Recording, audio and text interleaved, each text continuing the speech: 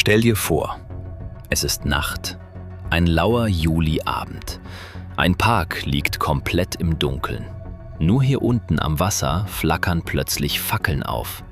Boote liegen auf der Ilm, kaum sichtbar im Feuerschein. Irgendwo zwischen den Bäumen beginnt ein Theaterstück. Und der das Ganze inszeniert hat, steht selbst mittendrin.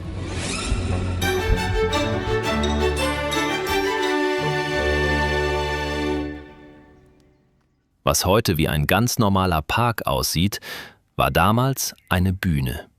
Nicht für Könige und große Zeremonien, sondern für Gespräche, Musik und Theater mitten im Grün. Hier in Tiefurt, nur wenige Minuten von Weimar entfernt. Im Sommer 1782 wird es ernst. Hier, direkt an der Ilm, entsteht eine richtige Bühne, mitten im Park, mit Fischerhütten, Booten im Wasser und einem Publikum, das im Dunkeln steht. Dann das Stichwort und Feuer an. Erst einzelne Fackeln, dann weitere in der Ferne und plötzlich steht der ganze Uferbereich im Licht, während ringsum alles im Dunkeln bleibt. Und der das alles auslöst, ist kein geringerer als Goethe selbst. Es ist die Uraufführung von Goethes Singspiel Die Fischerin mit der Ballade vom Erlkönig. Herzogin Anna Amalia hatte dazu ein ausgewähltes Publikum nach Tiefurt geladen. Zeitzeugen sprechen von einer Wirkung, die man so selten gesehen hat. So beeindruckend, dass ihr Enkel Karl Friedrich fast 40 Jahre später 2 schlichte Pfosten hier aufstellen ließ, als Erinnerung an genau diesen Moment.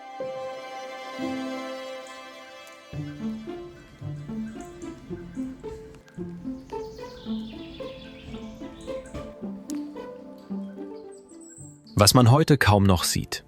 Dieser Ort war ursprünglich etwas völlig anderes.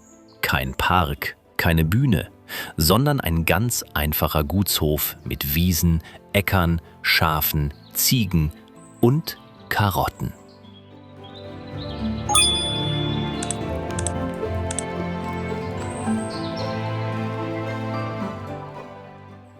Erst Ende des 18. Jahrhunderts beginnt sich das zu verändern, mit Wegen, Blickachsen und genau den offenen Wiesen, die wir heute noch sehen.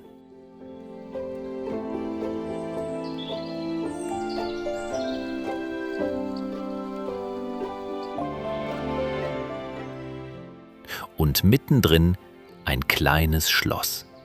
Kein riesiger Prachtbau, sondern eher überschaubar, fast schon angenehm unaufgeregt.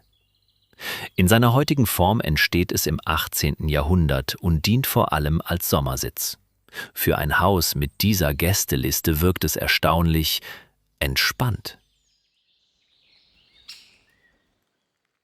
Heute geht es hier etwas ruhiger zu. Im Schloss befindet sich ein Museum, das genau diese Zeit wieder aufgreift.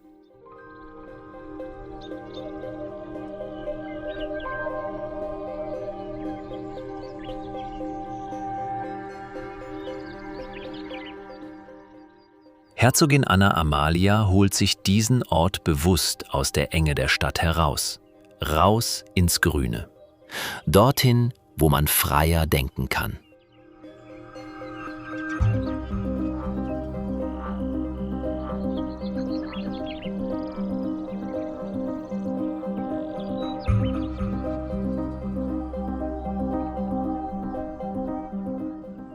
Von der Rückseite des Schlosses aus führt eine Kastanienreihe in den ältesten Teil des Parks. Die weiten Wiesen mit Baumgruppen fallen sanft zum Ufer der Ilm ab. Auf der anderen Seite erhebt sich ein dicht bewachsener Steilhang. Und genau hier steht eines der ältesten Elemente dieses Parks, das Vergillgrab. 1776 gebaut, also zu einer Zeit, als der Park eigentlich noch keiner war. Solche Grotten waren damals ziemlich angesagt. Pflichtprogramm. Man zog sich zurück, dachte nach oder tat zumindest so. Der Instagram-Spot des 18. Jahrhunderts, nur ohne Likes, aber mit besserem Ausblick. Denn der Aussichtspunkt oben auf der Grotte war von Anfang an Teil des Plans. Und dieser Plan geht zweifellos auf. Hier oben hat man den besten Blick über das Ilmtal.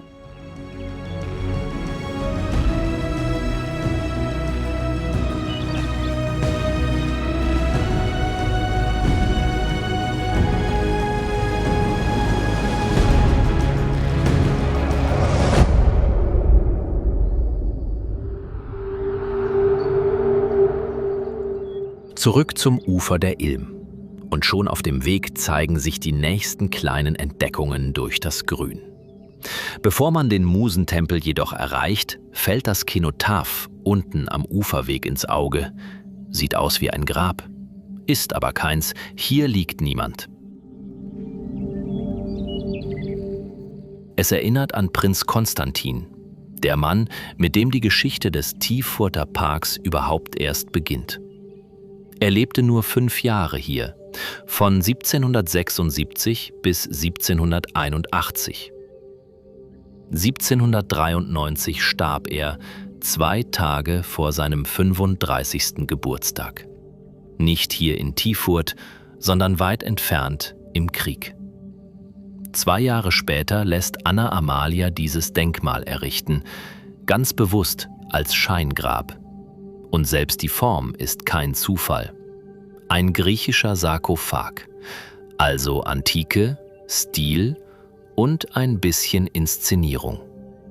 Heute steht hier übrigens nicht mehr das Original. Wie vieles im Park ist auch dieses Denkmal eine Kopie.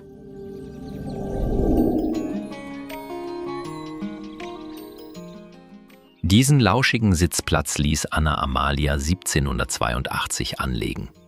Gewidmet ist dieser Ort Corona Schröter, Sängerin, Schauspielerin und die einzige in Anna Amalias Liebhabertheater, die das Ganze wirklich professionell konnte. Die gleiche Corona Schröter, die als Titelheldin in Goethes Singspiel Die Fischerin hier im Park den Erlkönig sang. Und das offenbar so eindrucksvoll, dass man ihr hier ein Denkmal setzte.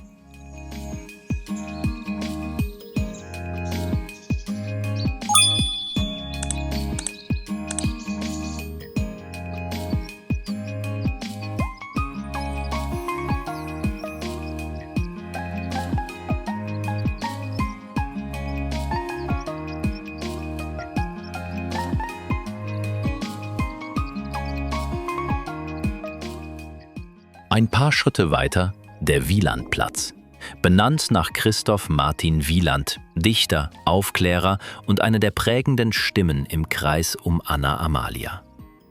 Um 1800 bildete er gemeinsam mit Herder, Goethe und Schiller das Viergestirn der Weimarer Klassik. Selbst wenn man keine Zeile von ihm gelesen hat, wird man seinen Satz kennen: Ich sehe den Wald vor lauter Bäumen nicht.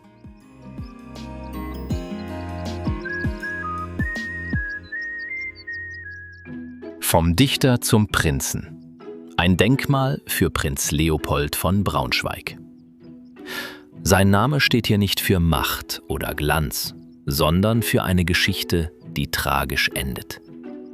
Prinz Leopold von Braunschweig-Wolfenbüttel war der jüngste Bruder der Herzogin. Er hatte eine militärische Karriere eingeschlagen und war später in Frankfurt an der Oder stationiert. Dort starb er 1785 mit gerade mal Anfang 30, als er Menschen aus den Fluten eines schweren Hochwassers retten wollte. Anna Amalia schrieb kurz danach: So schön und ruhmreich sein Tod auch gewesen ist, umso schmerzhafter ist er für ein Herz, das ihm vollkommen verbunden war. Ach, dieser teure Bruder ist ein Opfer seines edlen und mitfühlenden Herzens geworden. Seine schöne Tat verleiht Ruhm unserem Jahrhundert, das so voll ist von gefühlvollem Geschwätz, aber so schwächlich, wenn es darum geht zu handeln.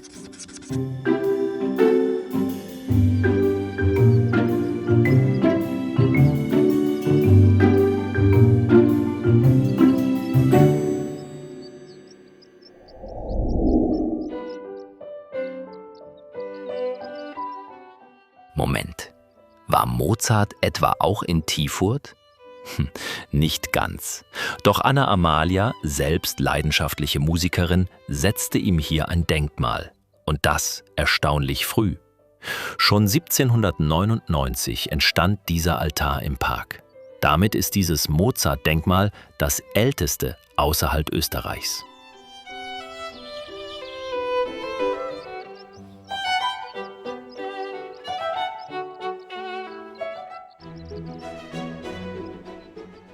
Seit 1998 gehört Tiefurt zum UNESCO-Welterbe, als Teil des klassischen Weimar.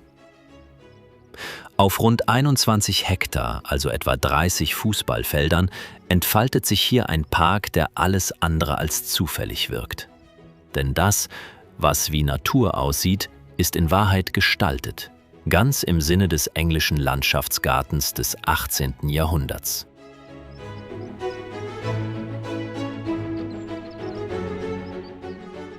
Herzogin Anna Amalia wählte Tiefurt als Sommersitz und scharte hier illustre Gäste um sich.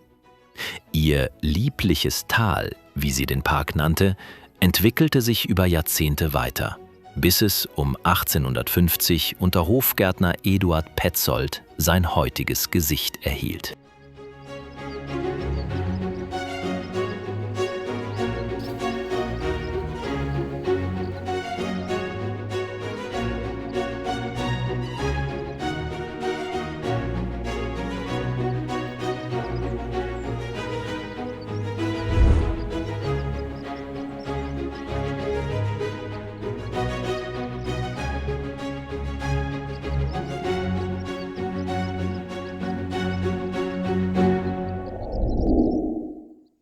Von vielen Punkten im Park ist er bereits zu sehen. Der Musentempel.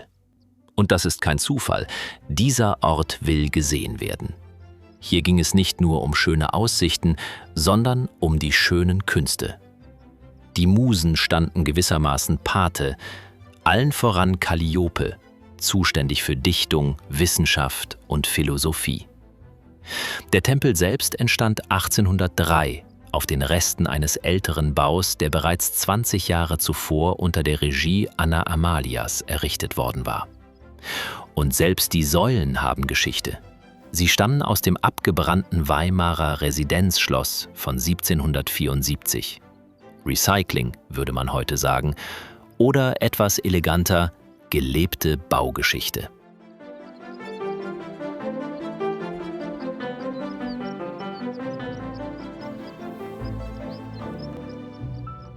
Tiefurt ist ein Ort, an dem man einfach gern unterwegs ist. Kleine Überraschungen, viel Raum, immer wieder neue Ausblicke und genau die richtige Mischung aus Ruhe und Atmosphäre. Ein Park, in dem man gern ein bisschen länger bleibt.